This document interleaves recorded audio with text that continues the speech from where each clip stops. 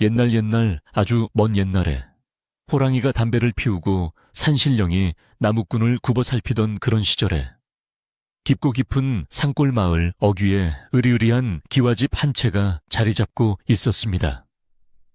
이 집은 대대로 벼슬을 지낸 청송 심씨 가문의 종택으로 소슬대문은 하늘을 찌를 듯 높았고 담장은 성벽처럼 견고하여 마을 사람들은 그 앞을 지나갈 때마다 옷깃을 여미며 조심스럽게 걸음을 옮기곤 했습니다. 그러나 아무리 기와가 번들거리고 곳간에 쌀이 가득 차 있어도 이 집에는 사람의 온기보다는 서늘한 정막만이 감돌고 있었으니 그것은 바로 이 집안의 대를 이을 자손이 귀했기 때문이었습니다. 안주인인 윤씨 부인은 성품이 대나무처럼 곧고 마음씨가 비단처럼 고왔으나 혼인한 지 10년이 넘도록 태기가 없어 매일 밤 정화수를 떠놓고 삼신할머니께 빌고 또 빌 뿐이었습니다. 어느 해 겨울 유난히도 눈이 많이 내리던 밤이었는데 하늘에 구멍이라도 뚫린 듯 펑펑 쏟아지는 한방눈은 온 세상을 하얗게 뒤덮으며 소리 없이 쌓여만 갔습니다. 바람은 문풍지를 거세게 흔들며 윙윙 울어댔고 마을의 개들조차 추위에 떨며 짖는 것을 멈춘 칠흑 같은 밤. 심씨 가문에 굳게 닫힌 대문 앞에는 작은 그림자 하나가 눈 속에 파묻혀 있었습니다.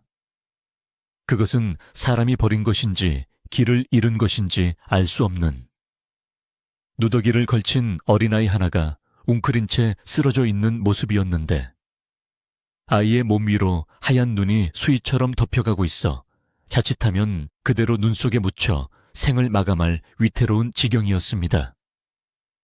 밤새 보초를 서던 늙은 행랑가범이 눈을 치우러 대문을 빼꼼히 열었다가 발에 채는 묵직한 물체에 깜짝 놀라 횃불을 들이대니 파랗게 질린 아이의 얼굴이 드러났습니다.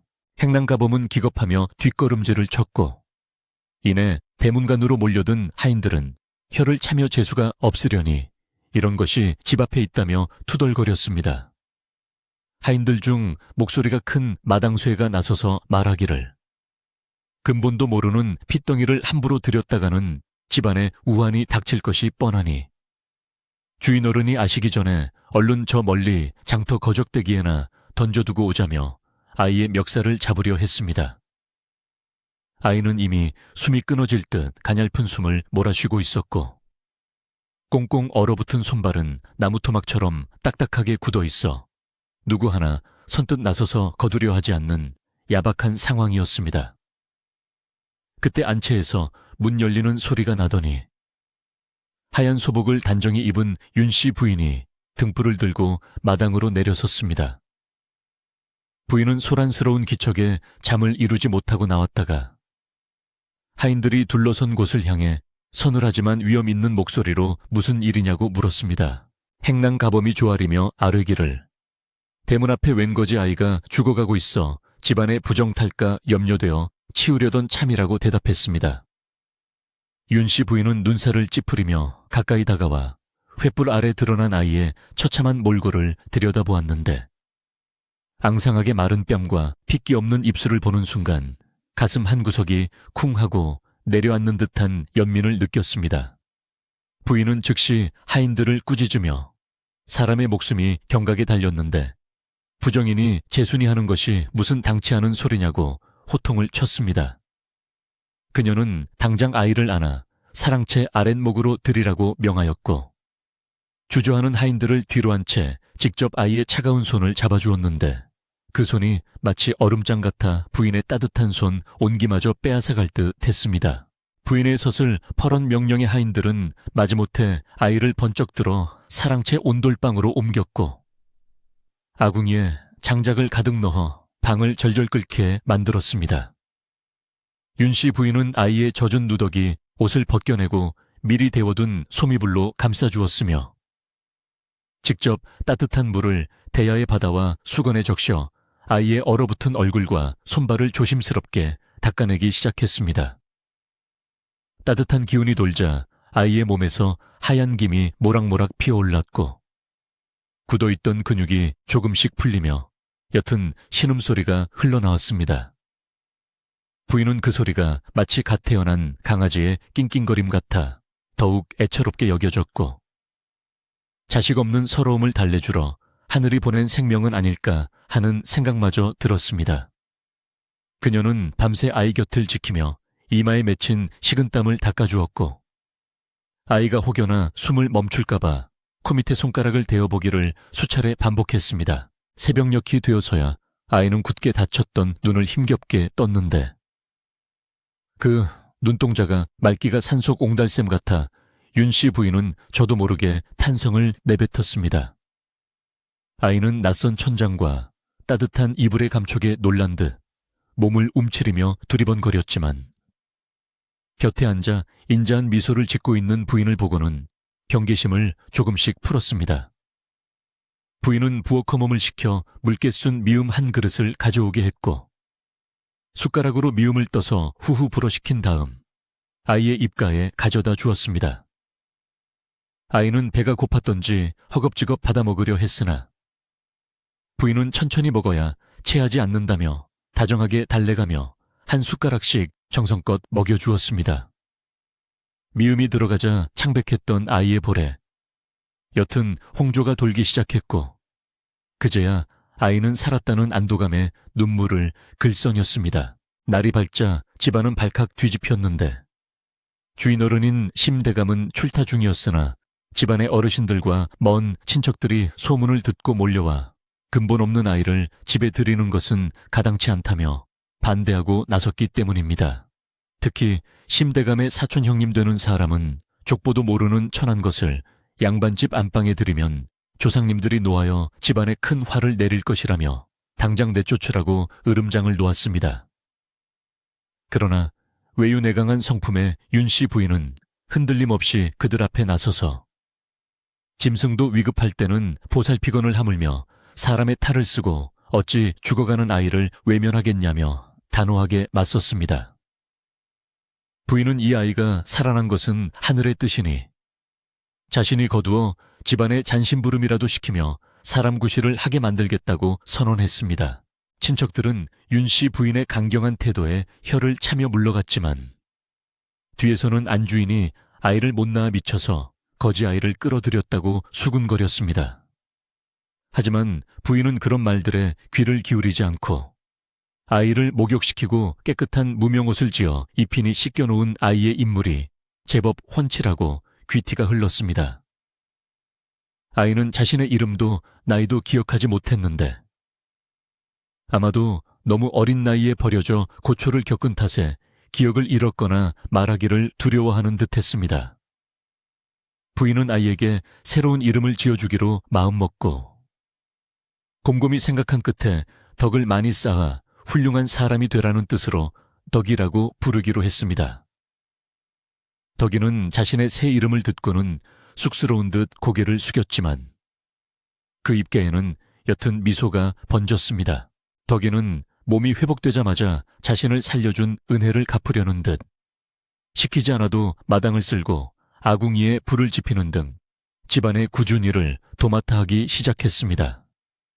고사리 같은 손으로 제 몸보다 큰 빗자루를 들고 마당을 쓰는 모습이 기특하기도 하고 안쓰럽기도 하여 하인들도 처음에는 경계하던 눈빛을 거두고 점차 덕이를 식구로 받아들이게 되었습니다. 윤씨 부인은 덕이가 일을 할 때마다 불러다가 간식을 챙겨주며 힘든 일은 아랫사람들에게 맡기고 너는 몸을 보하라고 일렀지만 덕이는 자신은 천한 몸이라 일하는 것이 편하다며 해맑게 웃을 뿐이었습니다. 그 모습을 볼 때마다 부인은 덕이의 마음속에 깊은 상처와 자격지심이 자리 잡고 있음을 느끼고 가슴 아파했습니다. 겨울이 깊어가고 눈이 녹지 않는 날들이 계속되었지만 덕이가 들어온 뒤로 적막했던 기와집에는 사람 사는 온기가 돌기 시작했습니다. 덕이는 윤씨 부인이 거처하는 안채 마당의 눈을 제일 먼저 치웠고 부인이 댓돌 위에 신발을 벗어놓으면 가지런히 돌려놓는 등 지극정성으로 부인을 따랐습니다. 부인은 그런 덕이에게서 핏줄보다 진한 정을 느꼈고 밤이면 덕이를 불러 무릎에 앉히고 옛날 이야기를 들려주거나 세상 살아가는 이치를 조곤조곤 일러주었습니다. 비록 족보에 올릴 수 없는 양아들과 다름없는 처지였지만 두 사람 사이에는 보이지 않는 끈끈한 인연의 끈이 이어지고 있었습니다. 어느 날 밤, 덕이는 잠을 이루지 못하고 마루에 나와 앉아 밤하늘의 별을 올려다보고 있었는데 윤씨 부인이 그 곁에 다가와 어깨에 쇼를 덮어주었습니다. 덕이는 깜짝 놀라 일어나려 했으나 부인은 괜찮다며 덕이의 옆에 앉아 네가 어디서 왔는지는 중요하지 않으니 앞으로 이 집에서 떳떳하게 살아가라고 다독였습니다.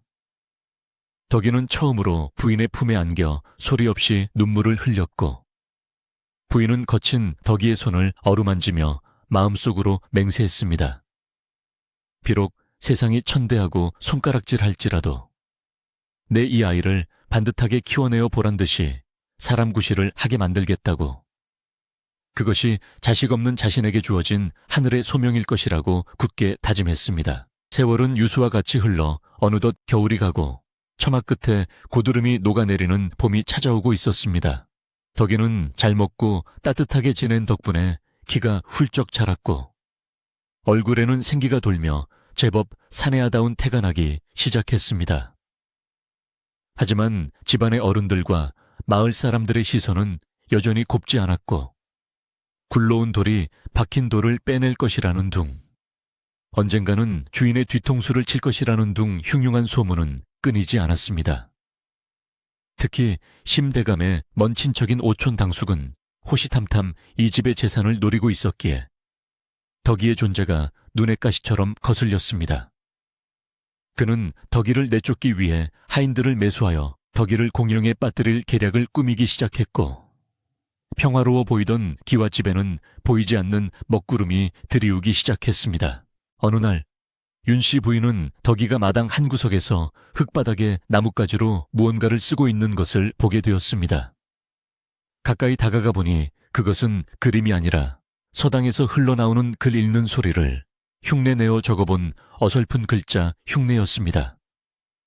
부인은 덕이에게 글을 배우고 싶으냐고 물었고 덕이는 화들짝 놀라며 천한 놈이 어찌 감히 글을 배우겠냐며 손사래를 쳤습니다.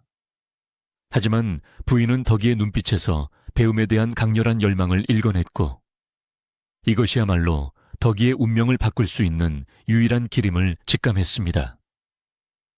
그녀는 주위의 눈을 피해 덕이에게 몰래 글을 가르치기로 결심했으니 이것이 훗날 세상을 놀라게 할 장원급제의 첫걸음이 될 줄은 아무도 알지 못했습니다.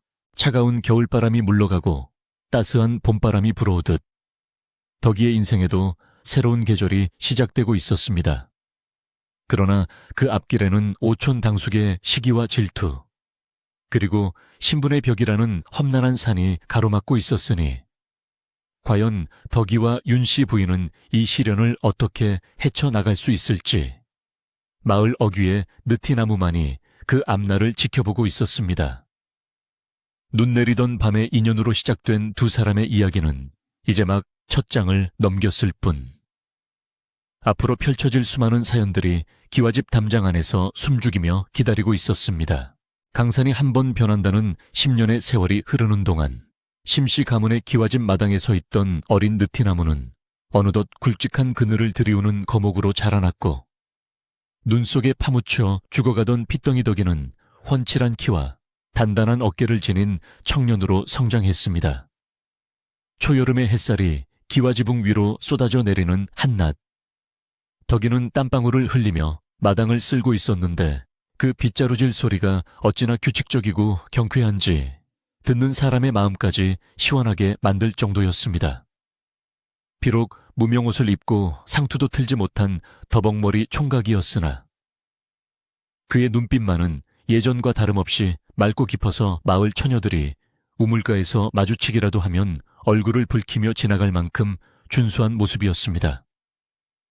덕이는 자신이 주워온 자식이라는 것을 알기에 누구보다 더 일찍 일어나고 늦게 잠들며 집안의 굳은 일을 도맡았고 윤씨 부인을 친어머니 이상으로 극진히 모시며 하루하루를 보냈습니다. 덕이가 마당을 쓸다 말고 일손을 멈추는 때가 있었으니 바로 담장 너머 서당에서 학동들이 글 읽는 소리가 들려올 때였습니다. 하늘 천따 지검을 현 누를 황하며 낭랑하게 울려 퍼지는 글소리가 들려오면 덕이는 빗자루를 꼭 쥔 채 그 소리에 홀린 듯 귀를 기울였고 입술을 달싹이며 소리 없이 따라하곤 했습니다. 글을 배운 적이 없었지만 어깨너머로 들려오는 소리만 듣고도 그 뜻을 짐작하고 문장을 외우는 재주가 그에게는 있었던 것입니다. 덕이는 아무도 보지 않는 틈을 타서 마당의 고운 흙 위에 빗자루 몽둥이나 나뭇가지로 글자를 적어보곤 했는데 그 필체가 힘이 있고 균형이 잡혀 있어 마치 명필이 쓴 것과 진배 없었습니다. 어느 날 오후 윤씨 부인은 대청마루에 앉아 바느질하다가 덕이가 흙바닥에 무언가를 열심히 적고 있는 모습을 물끄러미 지켜보게 되었습니다. 부인은 조용히 신발을 신고 마당으로 내려가 덕이의 등 뒤로 다가갔는데 덕이는 글쓰기에 너무 열중한 나머지 부인의 인기척조차 느끼지 못하고 있었습니다. 흙바닥에는 충효예 같은 글자들이 빼곡하게 적혀 있었고 그 글자들은 단순히 모양만 흉내낸 것이 아니라 글자 하나하나에 담긴 뜻을 이해하고 쓴 듯한 기품이 서려 있었습니다. 부인은 덕이의 재능이 썩는 것이 안타까워 가슴이 저릿해옴을 느꼈고 인기척을 내어 덕이를 불렀습니다. 덕이는 소스라치게 놀라며 급히 발로 흙바닥을 문질러 글자들을 지워버렸지만 이미 부인의 눈에 모든 것이 들어간 뒤였습니다. 부인은 덕이를 나무라기는커녕 온화한 미소를 지으며 덕이를 사랑채 방으로 불렀고 서한 위에 놓인 종이와 붓을 가리키며 한번 써보라고 권했습니다.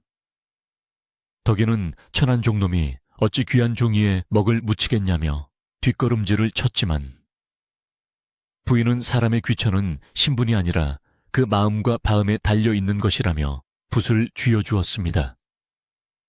떨리는 손으로 붓을 잡은 덕이는 심호흡을 한번 하더니 일필휘지로 종이 위에 글을 써 내려갔는데 그 모습이 마치 물 흐르듯 막힘이 없었습니다. 덕이가 써 내려간 글귀를 본 윤씨 부인은 감탄을 금치 못했으니 그것은 서당 훈장님도 칭찬할 만한 명필이었고 문장의 깊이 또한 예사롭지 않았기 때문입니다. 그날부터 윤씨 부인은 남들의 눈을 피해 밤마다 덕이에게 글을 가르치기 시작했는데 사랑채의 불빛은 밤이 깊도록 꺼질 줄을 몰랐습니다. 덕이는 스펀지가 물을 빨아들이듯 부인의 가르침을 흡수했고 하나를 가르치면 열을 깨우치는 영민함으로 부인을 놀라게 했습니다. 낮에는 마당을 쓸고 장작을 패는 하인으로 살았지만 밤이 되면 덕이는 옛 성현들의 말씀을 배우고 익히는 선비가 되어 지식의 바다를 항해했습니다. 부인은 덕이가 읽을 책을 구하기 위해 시집올 때 가져온 폐물을 하나둘씩 팔기도 했으나 덕이가 커가는 모습을 보는 것만으로도 배가 부른 듯 흐뭇해했습니다. 하지만 평화로운 나날은 그리 오래가지 않았으니 심대감이 세상을 떠난 후 집안의 재산을 호시탐탐 노리던 오촌 당숙이 빈번하게 드나들기 시작했기 때문입니다. 오촌 당숙은 욕심이 많고 성정이 포악하여 마을 사람들도 혀를 내두르는 위인이었는데 그는 윤씨 부인에게 양자를 드리라고 끊임없이 압박을 가했습니다. 대가 끊기면 집안이 망하니 자신의 조카 중 하나를 양자로 들여 대를 잇게 하고 실질적으로는 자신이 이 집의 모든 전답과 재산을 관리하겠다는 검은 속내를 품고 있었습니다. 당숙은 대문 들어설 때마다 마당을 쓸고 있는 덕이를 보며 재수 없는 놈이 아직도 붙어 있다며 가래침을 뱉거나 발길질을 하는 등 노골적으로 싫은 기색을 드러냈습니다. 어느 무더운 여름날 당숙은 술에 거나하게 취해 하인들을 대동하고 사랑채에 들이닥쳐 행패를 부리기 시작했습니다. 그는 윤씨 부인을 불러내어 이제 더 이상 미룰 수 없다며 당장 족보 정리를 하자고 고래고래 소리를 질렀습니다. 마당에서 일하던 덕이는 부인이 곤란해하는 모습을 보고 주먹을 꽉 쥐었지만 신분의 벽 때문에 섣불리 나설 수 없어 입술만 깨물 뿐이었습니다. 당숙은 덕이가 쳐다보는 눈빛이 기분 나쁘다며 먹던 술상을 엎어버리고는 덕이에게 달려들어 멱살을 잡았습니다. 근본 없는 놈이 감히 양반을 노려본다며 주먹을 휘두르려는 찰나. 늙은 행랑가범이 몸을 날려 당숙을 가로막았습니다. 행랑가범은 10년 전 눈 쌓인 밤에 덕이를 처음 발견했던 바로 그 노인이었는데, 그는 덕이를 친손자처럼 아끼며 키워왔기에 덕이가 맞는 꼴을 참아 볼 수 없었습니다. 행랑가범은 당숙의 바짓가랑이를 붙잡고 통사정하며 덕이는 아무 죄가 없으니 노여움을 풀라고 빌었습니다. 하지만 당숙은 화가 머리끝까지 나서 행랑가범을 발로 걷어차고는 지팡이를 들어 덕이의 머리통을 내려치려 했습니다. 그때 덕이는 피하는 대신 품속에 간직하고 있던 작은 책 한 권을 꺼내어 머리 위로 막았는데 당숙의 지팡이가 책에 맞고 튕겨 나갔습니다. 바닥에 떨어진 책은 윤씨 부인이 덕이에게 몰래 건네준 논어 책이었습니다. 책을 본 당숙은 기가 막히다는 듯 헛웃음을 터뜨리며 천한 종놈이 주제도 모르고 글 공부를 한다며 비아냥거렸습니다.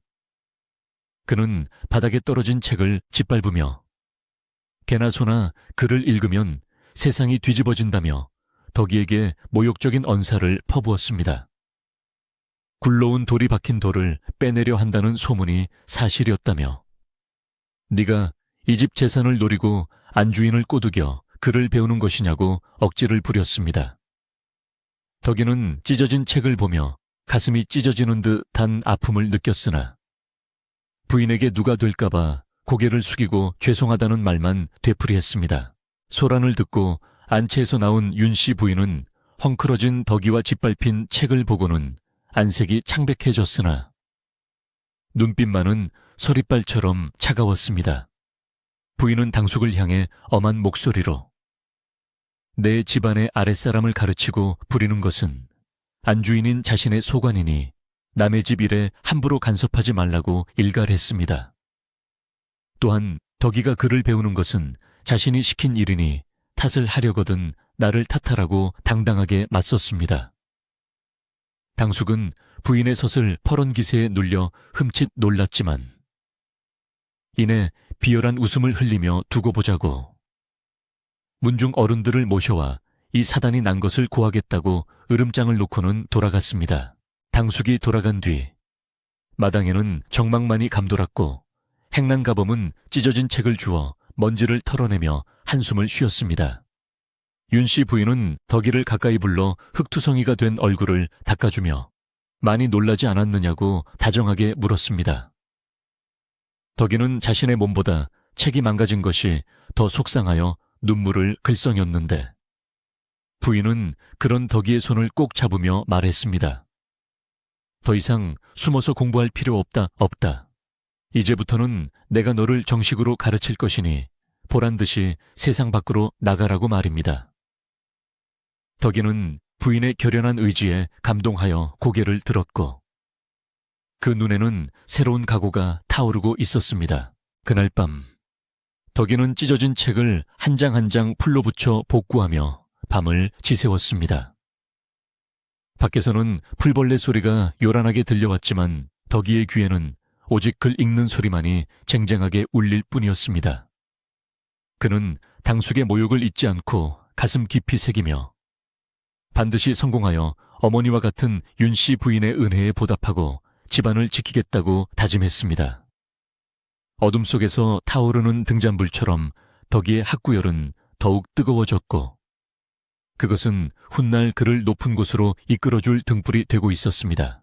다음 날부터 덕이는 더 이상 빗자루만 들지 않았고 일과 공부를 병행하며 주경야독의 길로 들어섰습니다. 마을 사람들은 덕이가 글을 읽는다는 소문을 듣고 수군거렸지만 덕이는 아랑곳하지 않고 묵묵히 자신의 길을 걸었습니다.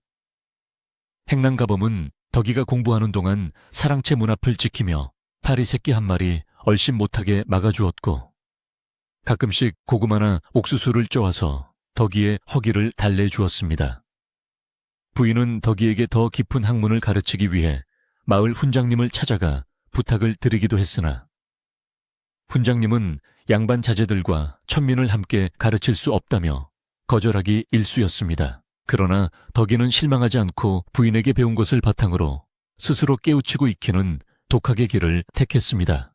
그는 자연의 이치에서 배우고 옛 성현들의 책 속에서 스승을 찾았으며 그의 학문은 날이 갈수록 깊어지고 넓어졌습니다. 윤씨 부인은 덕이가 써놓은 글을 볼 때마다 가슴이 벅차오름을 느꼈고 언젠가는 이 아이가 세상의 편견을 깨고 큰 인물이 될 것임을 확신했습니다. 비록 지금은 진흙 속에 묻힌 보석과 같지만 언젠가는 찬란한 빛을 발하여 온 세상을 비출 날이 올 것이라고 믿어 의심치 않았습니다. 여름이 지나고 가을이 오면서 마당의 느티나무 잎이 붉게 물들기 시작할 무렵 덕이의 학문은 이미 소년의 티를 벗고 청년의 기계를 갖추어 가고 있었습니다. 당숙의 위협은 여전히 먹구름처럼 집안을 맴돌고 있었지만 덕이와 윤씨 부인 그리고 행랑가범은 서로를 의지하며 다가올 폭풍우를 대비하고 있었습니다. 글 읽는 소리가 담장을 넘어 멀리 퍼져 나갈수록 덕이의 꿈도 함께 자라나고 있었으니 이것은 장차 있을 큰일의 서막에 불과했습니다. 다시 10년 가까운 세월이 흐르는 동안 기와집의 단청은 비바람에 씻겨 빛이 발했고 담장 곳곳에는 이끼가 끼어 세월의 무게를 짐작게 했습니다. 마당의 느티나무는 더욱 울창해져 지붕을 덮을 만큼 자랐지만 정작 그 나무 아래 살고 있는 사람들의 형편은 가을바람에 떨어지는 낙엽처럼 점점 기울어가고 있었습니다. 윤씨 부인의 머리카락에는 하얗게 서리가 내려앉았고 고왔던 얼굴에는 깊은 주름이 패어 고생의 흔적이 역력했습니다. 그러나 그녀의 눈빛만은 여전히 맑고 깊었으며 꼿꼿한 허리는 집안을 지탱하는 마지막 기둥처럼 흔들림이 없었습니다. 덕이는 이제 서른을 바라보는 장건한 사내가 되었으나 기울어가는 가세와 신분의 굴레 때문에 그 재주를 세상에 펼치지 못한 채 묵묵히 집안일을 돌보며 때를 기다리고 있었습니다. 이하의 가을은 유난히도 혹독했는데 봄부터 비가 내리지 않아 논바닥이 거북이 등껍질처럼 쩍쩍 갈라지고 밭작물은 타들어가 흉년이 들었습니다. 마을 곳곳에서는 곡소리가 끊이지 않았고 인심은 흉흉해져 이웃끼리도 쌀 한 토를 나누지 않을 만큼 각박해졌습니다. 심씨 가문의 곡간도 바닥을 드러낸 지 오래였고 윤씨 부인과 덕이 그리고 늙은 행랑가범은 하루 두 끼 죽으로 연명하기도 벅찬 나날을 보내고 있었습니다. 설상가상으로 윤씨 부인은 오랜 지병이 도저 기침이 잦아졌고 약을 지어 먹어야 했으나 약값을 마련할 길이 막막하여 덕이의 속은 새카맣게 타들어갔습니다. 덕이는 자신의 무력함을 한탄하며 밤마다 마당을 서성였고 하늘을 원망해보기도 했지만 뾰족한 수가 나오지 않았습니다. 이런 어려운 시기를 틈타 오촌 당숙은 마치 피냄새를 맡은 하이에나처럼 더욱 기승을 부리며 집안을 압박해왔습니다. 그는 흉년이 든 것은 모두 근본 없는 놈을 집안에 들여 조상님이 노했기 때문이라며 마을 사람들 앞에서 공공연하게 떠들고 다녔습니다. 당숙은 윤씨 부인을 찾아와 이제라도 늦지 않았으니 집과 논밭을 팔아치우고 자신에게 의탁하라며 노골적으로 재산을 요구했습니다. 그는 덕이가 있는 한 이 집의 재앙이 끊이지 않을 것이라며 당장 덕이를 내쫓지 않으면 가문에서 제명하겠다는 협박까지 서슴지 않았습니다.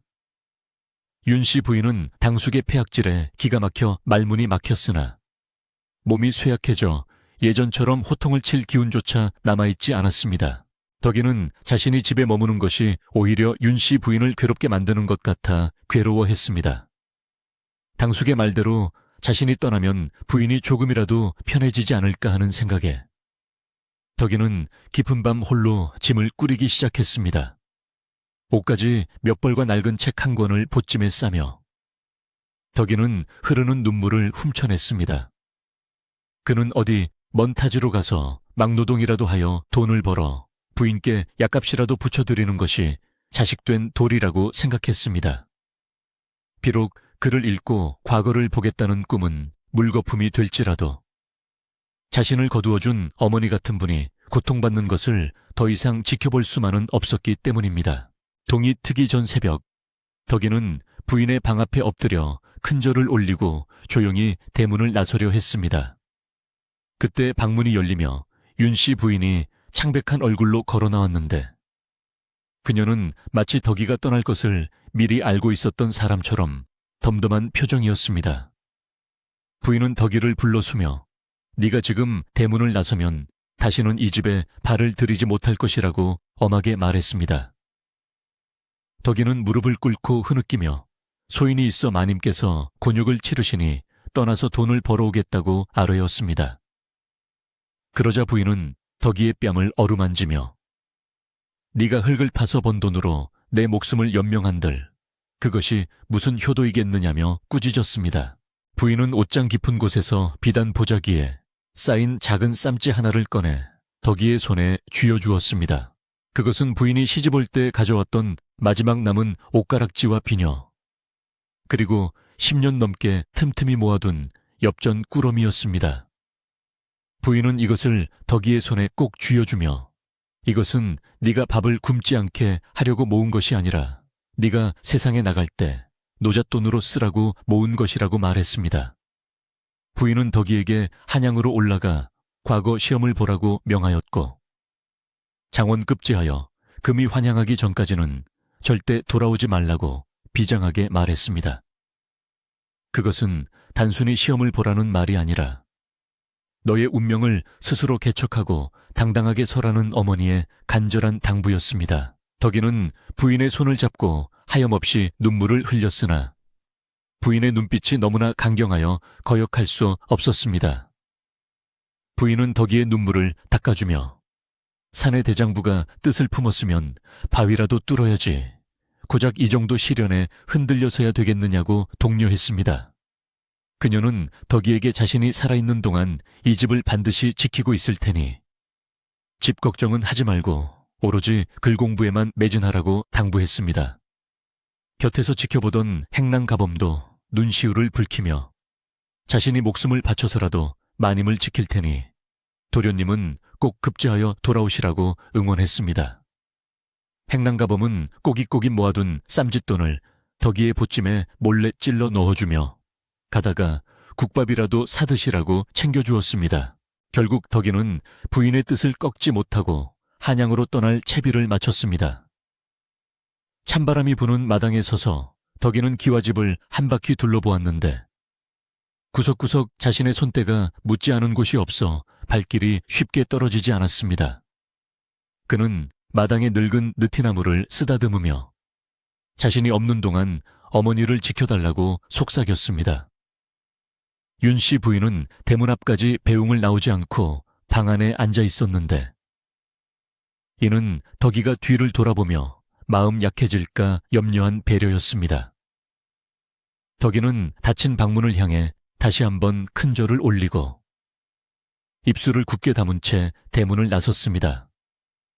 그의 등 뒤로 아침 해가 떠오르며 긴 그림자를 드리웠고 덕이의 발걸음은 무거웠지만 그 눈빛만은 어느 때보다 결연하게 빛나고 있었습니다. 덕이가 떠난 후 기와집은 더욱 적막강산으로 변했고 윤씨 부인의 하루는 오로지 기도로 채워졌습니다.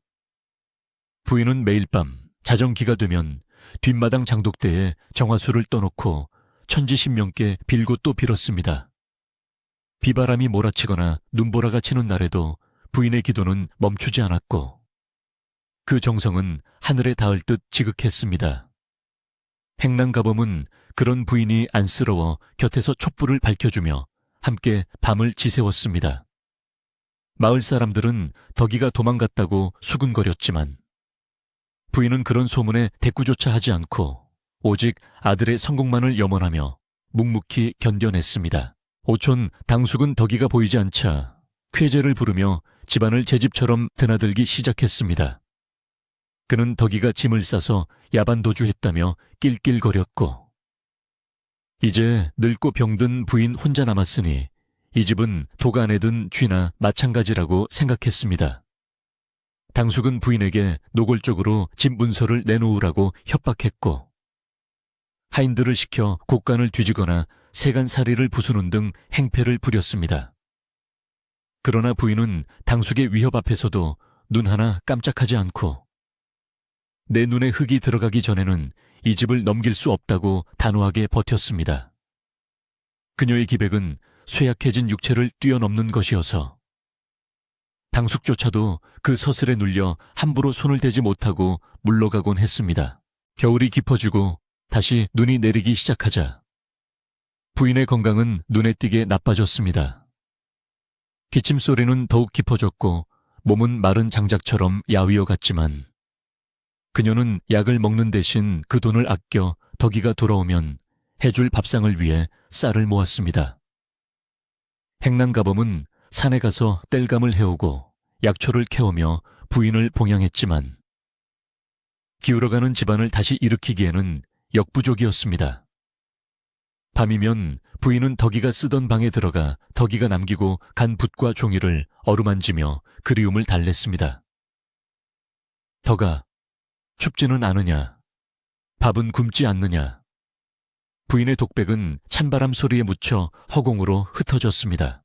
한양에 도착한 덕이는 남산골 새님들이 모여 사는 허름한 하숙집에 짐을 풀고 낮에는 필사를 하여 밥벌이를 하고 밤에는 책을 읽으며 시험 준비를 했습니다. 그는 한시도 고향에 계신 어머니를 잊은 적이 없었고 배가 고파 눈앞이 흐려질 때마다 어머니가 쥐어준 옷가락지를 꺼내보며 마음을 다잡았습니다. 한양의 쟁쟁한 선비들 사이에서 초야에 묻혀 살던 덕이의 실력은 처음에는 두각을 나타내지 못했으나 그의 글에는 흙냄새와 사람 냄새가 배어있어 점차 사람들의 이목을 끌기 시작했습니다. 덕이는 화려한 미사여구 대신 백성의 고통과 삶의 애환을 담은 글을 썼고 그것은 시험관들의 마음을 움직일 수 있는 진정성을 담고 있었습니다. 시험날이 다가오자 한양 거리는 전국의 선비들로 인산인해를 이루었고 긴장감이 감돌았습니다. 덕이는 떨리는 마음으로 시험장에 들어섰는데 시제 시티를 받아든 순간 고향집 마당의 풍경과 어머니의 얼굴이 주마등처럼 스쳐 지나갔습니다.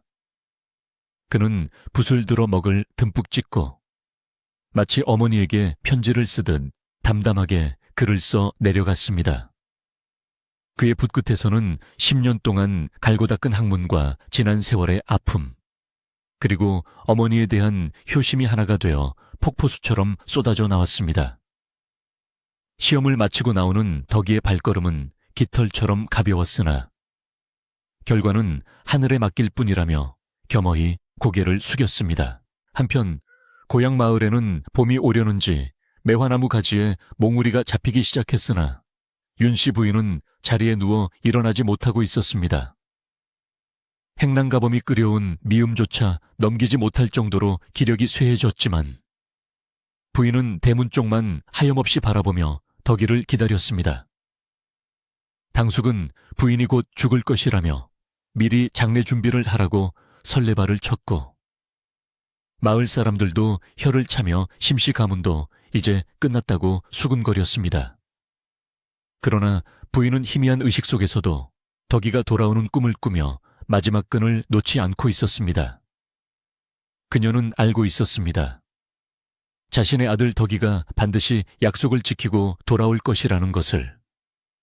모자의 연은 생사를 초월하여 이어져 있다는 것을 말입니다.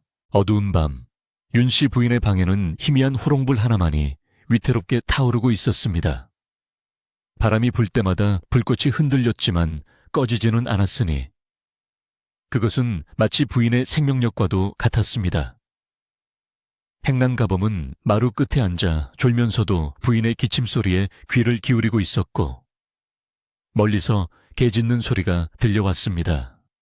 폭풍 전야의 고요함처럼 마을은 깊은 침묵 속에 잠겨 있었지만 그 정적 너머로 무언가 거대한 기운이 다가오고 있음을 아무도 눈치채지 못했습니다.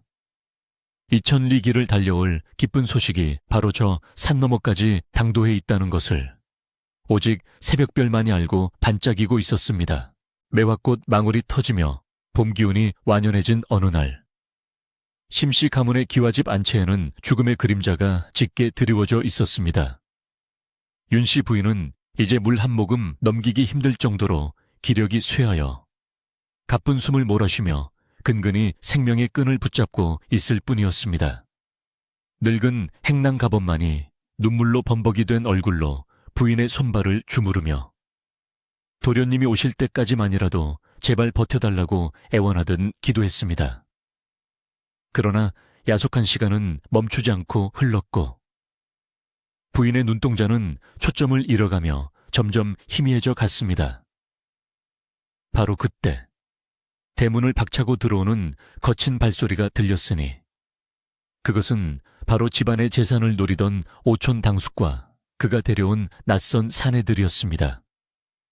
당숙은 부인이 오늘 내일 한다는 소식을 듣고 마지막으로 집 문서를 강제로 빼앗기 위해 작정하고 쳐들어온 것이었습니다.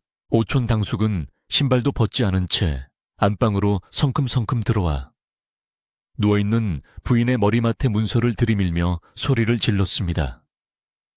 이제 다 끝난 목숨이니 도장을 찍고 편히 가라며 자신이 이 집안의 재산은 끊기지 않게 해주겠다는 가머니설과 협박을 동시에 쏟아냈습니다. 행란가범이 달려들어 당숙의 앞을 막아서며 사람이 할 짓이 아니라며 울부짖었지만 당숙이 데려온 덩치 큰 사내들에게 밀쳐져 마당 구석으로 나동그라지고 말았습니다. 윤씨 부인은 가늘게 떨리는 손을 들어 저항하려 했으나 손끝 하나 움직일 힘조차 없어 그저 눈물만 흘릴 뿐이었습니다. 당숙은 비릿한 웃음을 흘리며 억지로 부인의 손에 인주를 묻혀 문서에 지장을 찍게 하려 했고 기와집의 운명은 바람 앞의 등불처럼 위태로워 보였습니다. 그 절체절명의 순간 마을 어귀에서부터 땅이 울리는 듯한 웅장한 소리가 들려오기 시작했습니다. 처음에는 천둥소리인가 싶더니 이내 꽹과리와 북소리가 어우러진 풍악소리가 요란하게 울려 퍼지며 점점 집 쪽으로 다가오는 것이었습니다. 당숙과 하수인들은 갑작스러운 소란에 놀라 동작을 멈추고 귀를 기울였고 마당에 쓰러져 있던 행랑가범도 고개를 들어 대문 쪽을 바라보았습니다. 마을 사람들이 웅성거리는 소리와 함께 길을 비켜라, 암행어사 출두요 하는 외침이 아닌 신임 사또 행차시다, 장원 급제하신 분이 오신다 하는 벅찬 함성이 담장을 넘어 들려왔습니다. 소리는 순식간에 대문 앞까지 당도했고 굳게 닫혀있던 대문이 활짝 열리며 눈부신 햇살과 함께 화려한 행렬이 마당으로 들이닥쳤습니다. 말을 탄 관군들이 도열하여 길을 만들자 그 사이로 비단 관복을 입고 머리에는 임금님이 하사한 어사화를 꽂은 늠름한 청년이 들어섰습니다.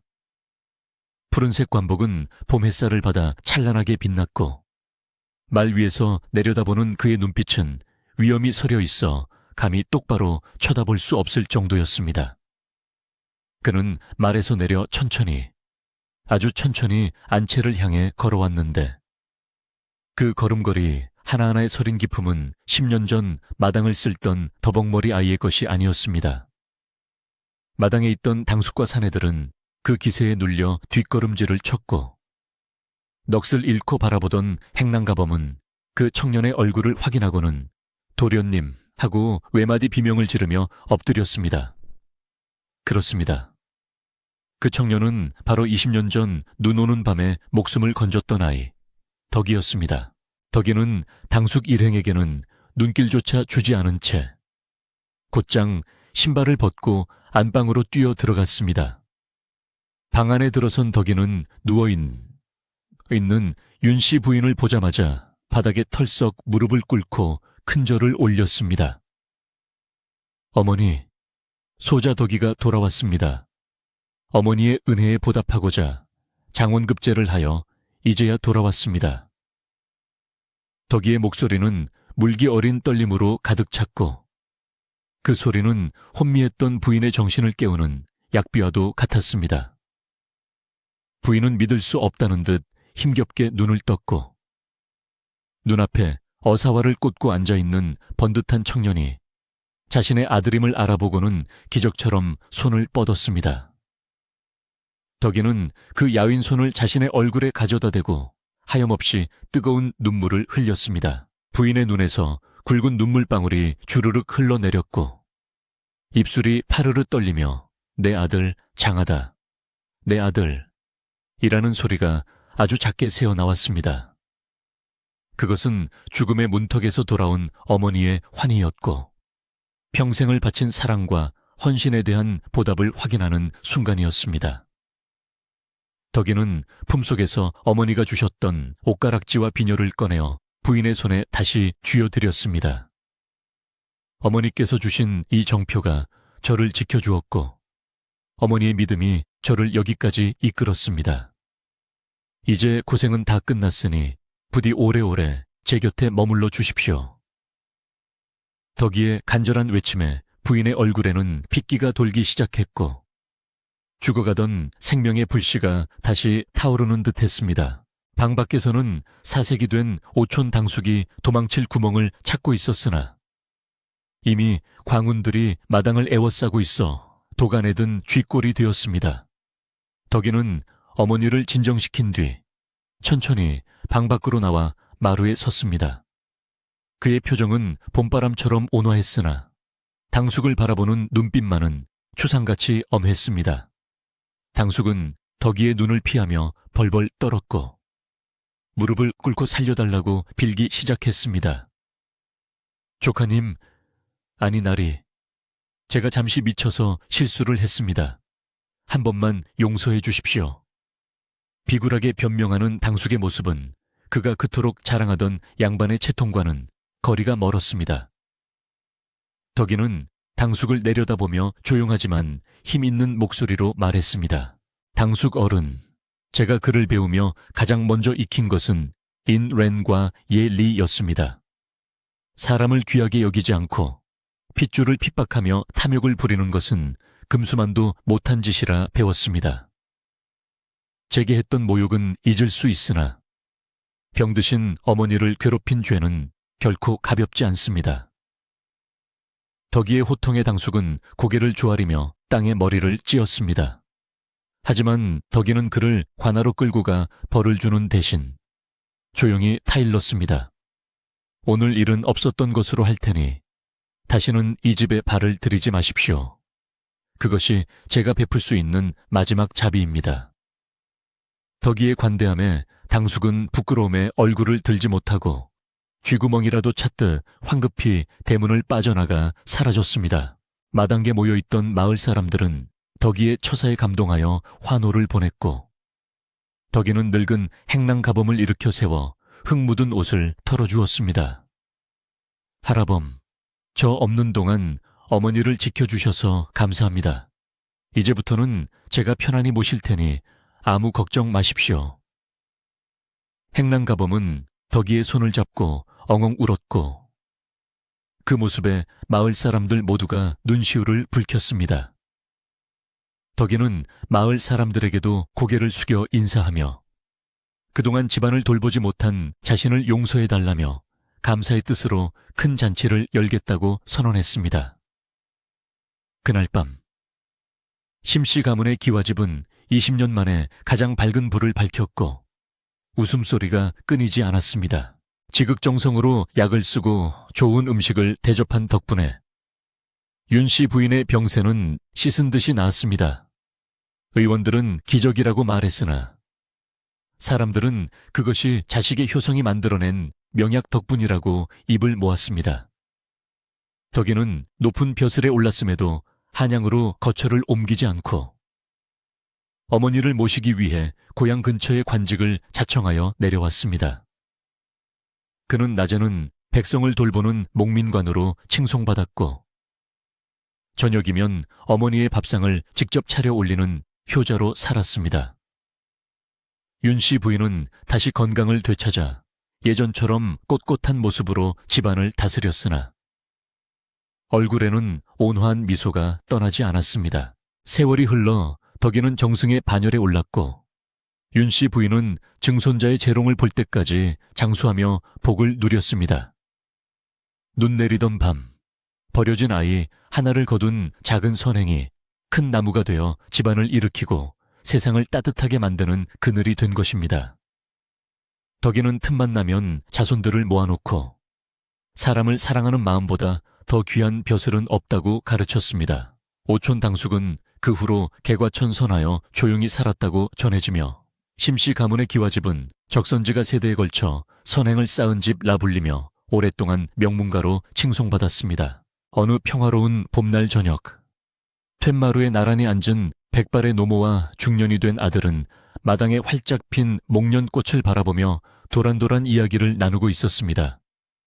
바람이 불 때마다 꽃이 피 눈송이처럼 흩날렸지만 이제 그들에게는 춥고 시린 눈보라가 아닌 따스한 봄눈이 되어 내리고 있었습니다.